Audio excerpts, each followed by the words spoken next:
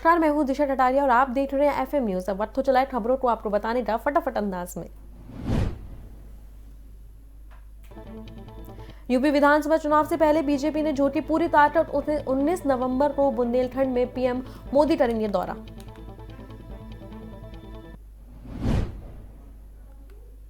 Rajasthan cabinet में फेरबदल के आसार। दिल्ली में सोनिया गांधी के साथ बैठक के बाद सीएम गहलोत ने दिए संकेत।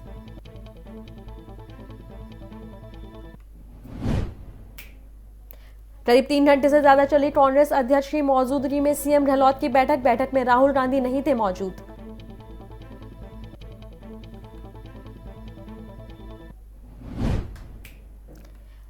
कांग्रेस नेता सलमान खुर्शीदी के खिलाफ दर्ज हुई शिकायत। हिंदुत्व की भावना को ठेस पहुंचाने का आरोप।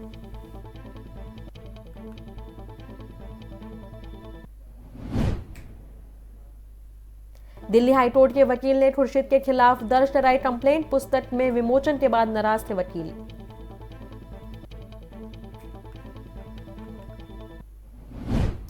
चारधाम की परियोजना को लेकर सख्त हुआ सुप्रीम कोर्ट। मंजूरी को लेकर केंद्र और एनजीओ को अंतरिक्ष सुरक्षा उपाय सुलझाने को कहा।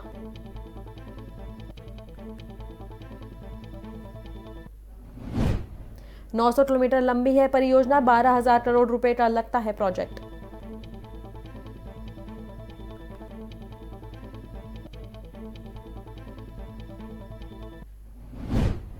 पाकिस्तान की नापाक करतूत एक बार फिर आई सामने। पंजाब से सटी सीमा पर एक आतंकी को किया गया गिरफ्तार।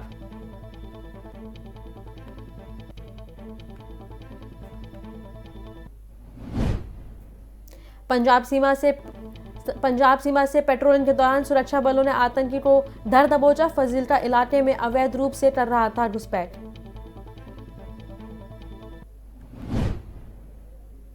सुरक्षा बलों ने गिरफ्तार आतंकी के नाम का किया खुलासा। नजीब उल्लाह बताया जा रहा है नाम।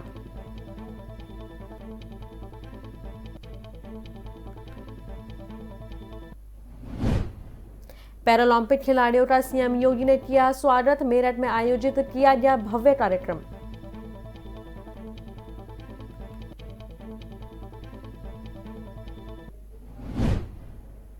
सीएम योगी ने 17 पैरालंपिक सितारों को दी शुभकामनाएं। बच्चों ने गीत गाकर बढ़ाया हौसला।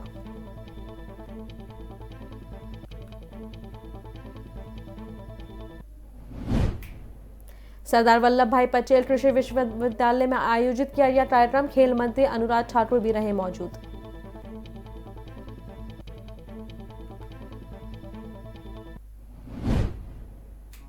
सीएम योगी ने दिखाई मातृभूमि योजना को हरी झंडी। विदेश भारतीय भी कर सकेंगे विकास में सहयोग।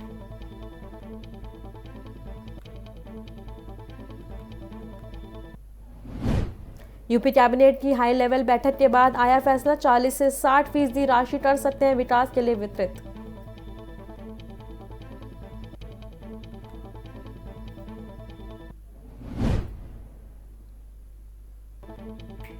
मुख्यमंत्री योगी आदित्यनाथ ने लिया बड़ा फैसला। बेटियों को भी अब मिल सकेगी सरकारी नौकरी।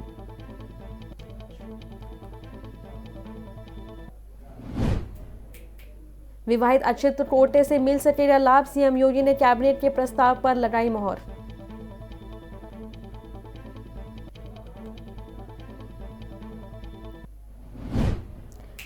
योगी मंत्रिमंडल ने लिया बड़ा फैसला। पाकिस्तान से आने वाले हिंदुओं को मिलेगा राज्य में आश्रय।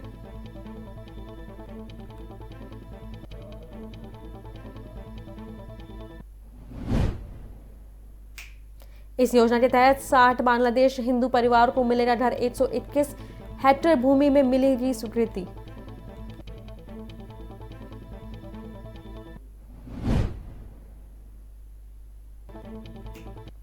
कानपुर में जीका वायरस पर रोक लगाने के लिए प्रशासन ने कसी नकलें। सीएम योगी ने कल ही अधिकारियों के साथ बैठक कर दिए दिशा निर्देश।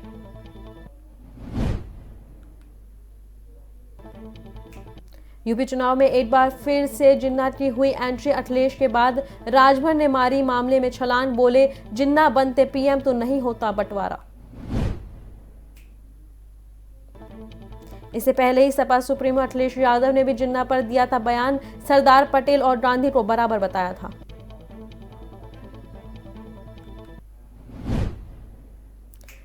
राजगंज में मुस्लिम युवक की सनसनीखेज हत्या के बाद हड़कंप, पुलिस कस्टडी में मारे जाने का लग रहा है आरोप।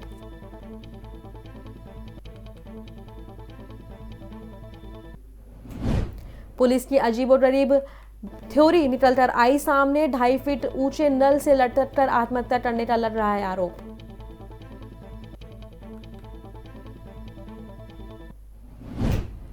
राजगंज मामले पर डरमाई सियासत, बसपा सुप्रीमो मायावती ने ट्वीट कर योगी सरकार को घेरा। प्रियंका गांधी ने परिजनों से मुलाकात करने की इच्छा जाहिर की।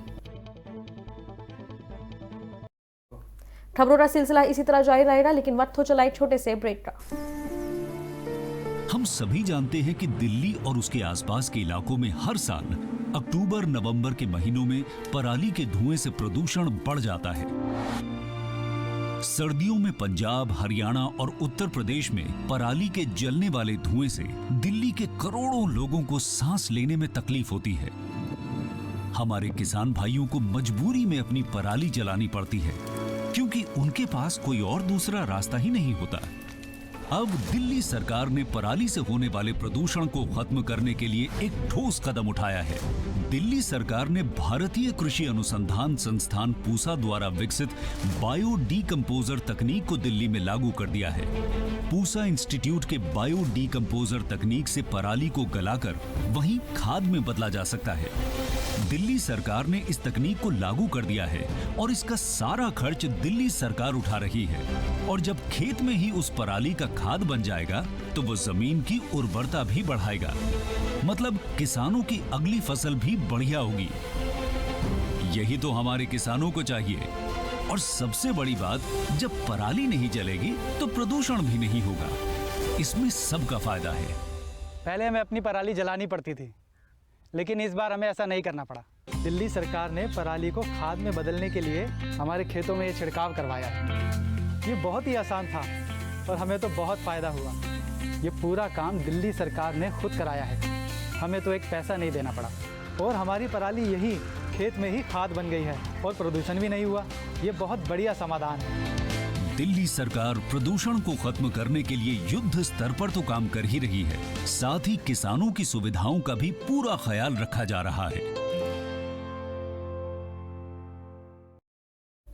ब्रेक के बाद एक बार फिर स्वागत है आपका एफएम न्यूज में। एक बार फिर खबरें बताते हैं आपको फटाफट अंदाज में। राजगंज मामले पर मृतक के पिता ने बदला बयान, पहले पुलिस की कार्रवाई पर खड़े किए सवाल, अब कार्रवाई से संतोष जताया।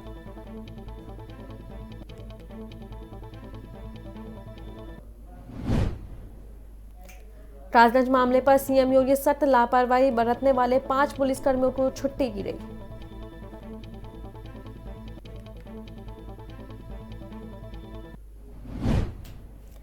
आजमगढ़ में बीजेपी करेगी मिशन 2022 का आगाज, सपा के गढ़ में गृह मंत्री शाह करेंगे दौरा।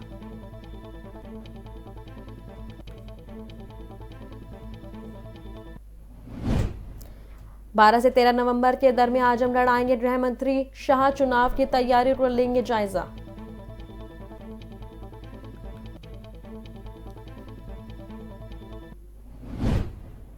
यूपी में लगातार बढ़ रहा है मौसम मिजाज, पहाड़ों पर हो रही बर्फबारी को बताया जा रहा है वजह।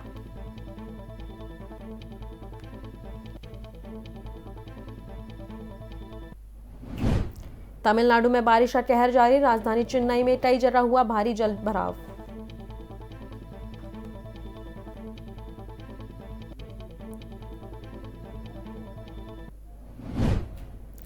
तमिलनाडु में आए सैलाब ने कई घरों को उजाड़ा, अब तक 14 लोगों के मारे जाने की खबर आई सामने।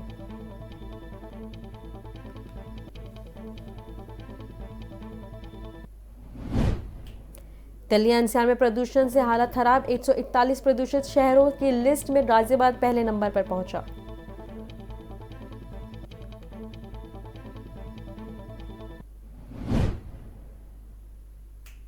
देश भर में कोरोना का कहर जारी, 24 घंटों में 13,091 नए मामले आए सामने।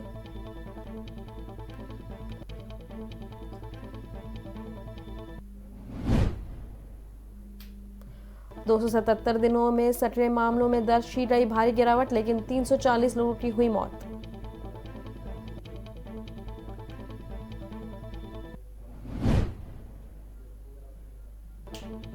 महाराष्ट्र के औरंगाबाद में टीकाकरण की रफ्तार में आई कमी, प्रशासन ने उठाए कड़ा कदम।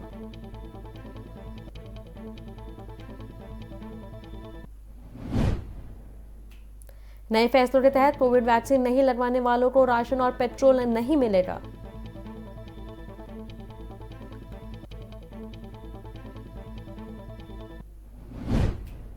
बीस नवंबर तक वैक्सीनेशन कराने के प्रशासन ने दिए आदेश, लापरवाही पर सजा का भी प्रावधान।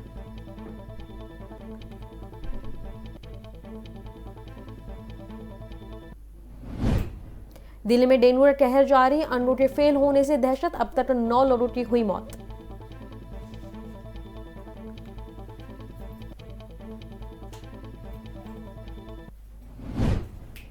दिल्ली में बढ़ते संक्रमण के बीच वार्ड अध्यक्ष की मौत से मची सनसनी, डेंगू की चपेट में आने के बाद गई जान।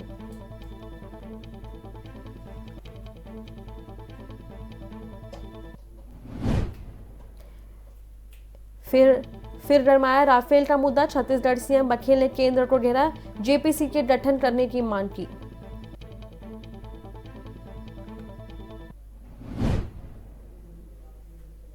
सीएम बघेल ने किया बड़ा ऐलान, बोले पड़ोसी राज्यों की स्थिति देखने के बाद करेंगे पेट्रोल की कीमतों में बदलाव।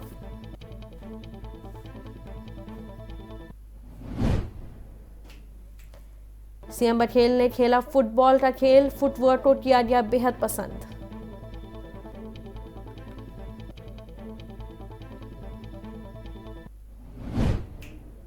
छत्तीसगढ़ के किसानों के लिए बड़ी खबर, 1 दिसंबर से शुरू होगी धान की खरीद, खंड मंत्री अमरजीत भगत ने दी जानकारी।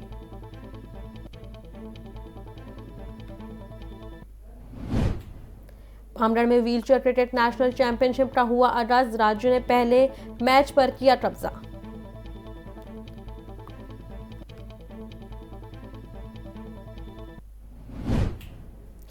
क्रिप्टो करेंसी की बढ़ती पॉपुलैरिटी पर रिजर्व बैंक गवर्नर ने जताई गंभीर चिंता, बोले वित्तीय नजरिए से है बेहद खतरनाक।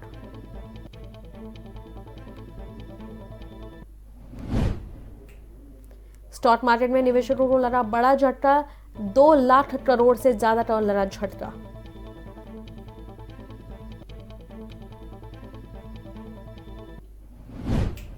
सारा अली खान को फैंस ने दिया समोसा पाव, देकर गदगद हुई अभिनेत्री, वीडियो हुआ वायरल।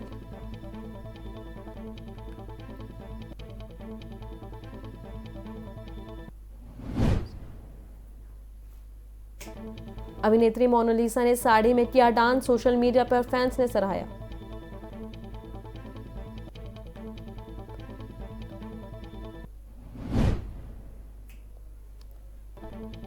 कला निर्देशक परेश दरू का हुआ निधन, गुजराती नाटक और फिल्मों में के लिए थे मशहूर।